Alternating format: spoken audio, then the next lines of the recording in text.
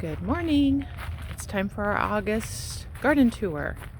It is the last day of August. I waited to the very end to see if I could get as much done in the garden for the month of August and get things going so I have something to look at. And if you look or saw the last video, things are going to look different this time, probably a lot different because there are no more tomatoes. Let's go around through here. I mean, the tomatoes are your biggest crop, at least mine, and that's where they were in that bed, and they're all gone. But now we've got the corn. All hail the corn. I planted from seed about, this was only about, 45 days ago, which I think it's doing pretty terrific. So that's a big change. And I can't even remember what was in this lower bed, but it's all ripped out. And I have my soldiers lined up. There's the soldiers right there. Grow bags. Oh my gosh. So I gotta figure out what I'm doing with grow bags now. They were pretty handy for a while just to be able to get more space, but I'm not sure what I'm going to do with them right now. Also, this bed, lots of asparagus, and this is the bed that had all the sweet peas. All the sweet pea flowers were out here growing all the way up, so you never really saw back here the asparagus. And so those sweet pea flowers are also completely gone. And we've got asparagus. In fact, I added more asparagus over here. So we've got that going. And here's an overall view. All the sunflowers are gone. We had those going around around this fountain here. I had them in the grow bags tucked down behind the boxwood. Those are gone. And let's see. This is new over here. I've got 3 thornless boysenberry bushes. So we've got those over there. What I'm trying to add to the garden is more perennials, so that I am not completely regrowing food every 60, 90 days. So there's something that's going to be left that I can come back to. So a little less work. Not much, but a little. So here's a view coming through. I also added a couple new artichoke plants. Here's one here. Oh, here, let me get a close-up of this great sign. It's my favorite. It says stop for pedestrians, and note all the bullet holes. That can't be good. I don't even know where this came from, but I love it. So I digress. Okay, back to, there's a new asparagus plant, artichoke. And then there's another one back there I added. And this was our first artichoke friend. He's been there for a while, but now he's not looking like a weed. My husband said we had a weed growing. It's a full artichoke plant, clearly. And a nice addition has been my experiment of growing loofah. This gigantic vine is loofah. In fact, we had this part here, then I added a little topper, and then I added another run going over to that arbor, and then these poles here to stabilize. But the crazy thing, and I got nothing but time, so I've got patience. We're going to see what happens. But all I have, which are great, but are these 2. Here's one. And then the second one is all up in there. There. 2 gigantic loofahs. Out of all the loofah. Out of all the vine. So we'll just see how that plays out. If we get any more, because that's going to be part of everyone's Christmas gift, or not if I only have 2 loofah. Let's see, we got the peach trees. and they're doing great. I think this one over here is doing a little better because it has more shade, so it looks, the green is really pretty still, and then this one's kind of faded out. In this bed, God, I'm such an amateur. This bed had the one tomatillo plant that was beautiful, healthy, and huge. And then I realized you have to have at least 2 tomatillos so you get pollination. So clearly it just got bigger and bigger and bigger with no fruit. So we ripped that out. And now I just have some random Swiss chard in there right now. And I'll harvest that. And then I think this is going to be my onion bed. So I'll do onions in there, which I've never done, over here. And over here, let's see. Gosh, I can't even remember what was here. That's pretty bad, pretty uneventful. But we do now have beets. We've got beets. And then I planted amaranth seed, and this one is Love's Lies Bleeding. So it gets like these little droppy like pearls. I can't wait to see those. So I have those kind of stuck in all the planter beds. So we'll see how that looks. And then I've got my ever failing basil. It looks really good on camera, but honestly, it's horrible. It just never worked this year. I don't know what the deal. And then I was going to throw out this blueberry bush that looks horrible, and I trimmed it all back. I literally tossed it in that grow bag just to put it aside because I was going to throw it away. And look, it looks beautiful. So guess who gets to stay and gets to keep on partying in the garden? Yep, that guy. And then over here, it's putting green.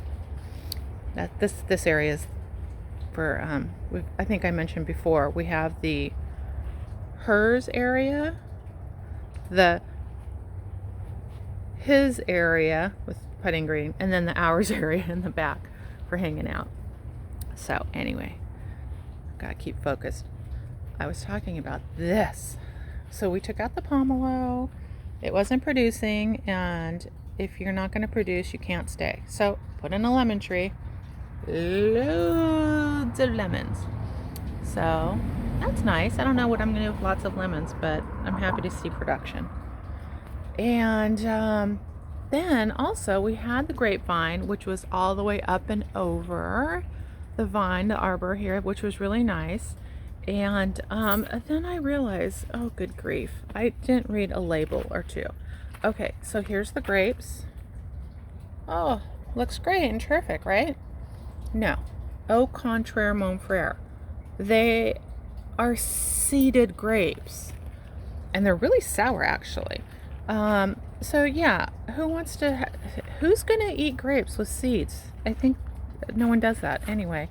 So I'm gonna take this one out and see if anyone wants it, but it's got to go because I am not going to sit there eating grapes and spitting out seeds. Oh my god, that is just too much work, clearly. So there you go.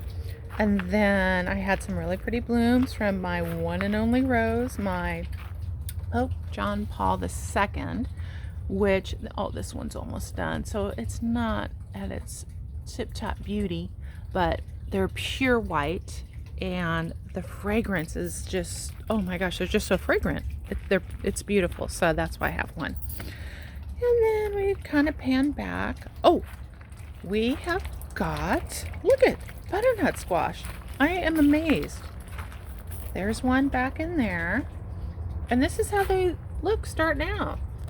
Or at least this is how mine looks starting out. They're not like, here's how they end up looking. And I know this looks really impressive, but seriously, these two little guys are, I don't know, what, 4 and 5 inches. So on camera, they look terrific. I probably didn't even need to share that, but really, I'm growing like micro foods here. Good grief. And then here's one. This one's gonna do well. So I think this is normal.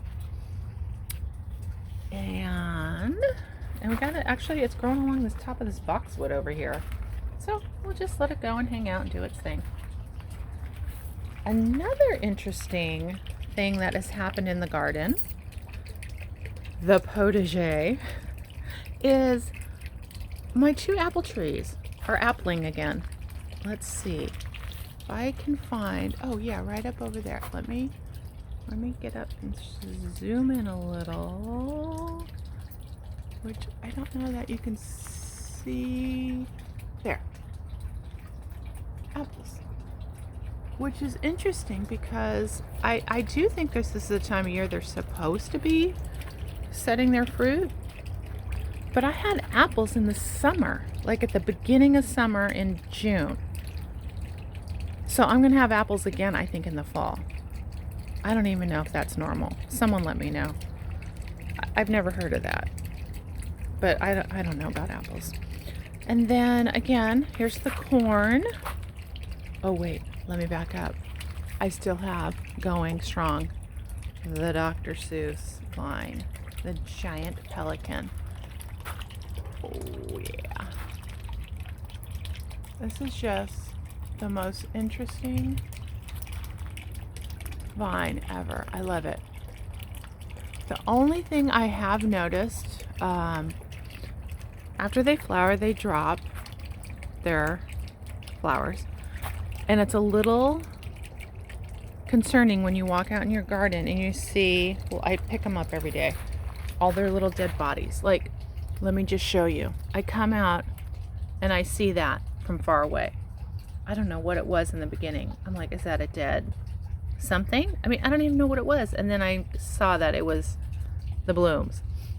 So now that I know, I don't feel like I'm coming into my garden every other day with dead somethings on the ground. And then I toss them in here.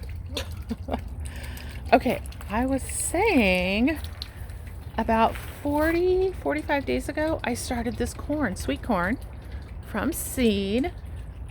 And I usually do an August crop, beginning of August, seeds, and it's my best. It's always the best corn ever. Look at, I mean, I've got the tassels, we've got the silks, we got it all going on here. And in fact, a couple of weeks ago, I planted some more because I had this space, and I thought, you know what, I'm going to try a second batch and just see if it'll work. So we'll see. So today I am going to plant out that corn, and something new that I'm trying is, gosh, I feel like such a legit gardener. I ordered seeds from the Baker Creek Seed Company. So I've never done that before. I'm always just picking up seeds like at the local nursery or, you know, big box store, which is fine. It works out great, but there's so many kinds of things if you order from a seed company that you can grow that you've never heard of, which is fun.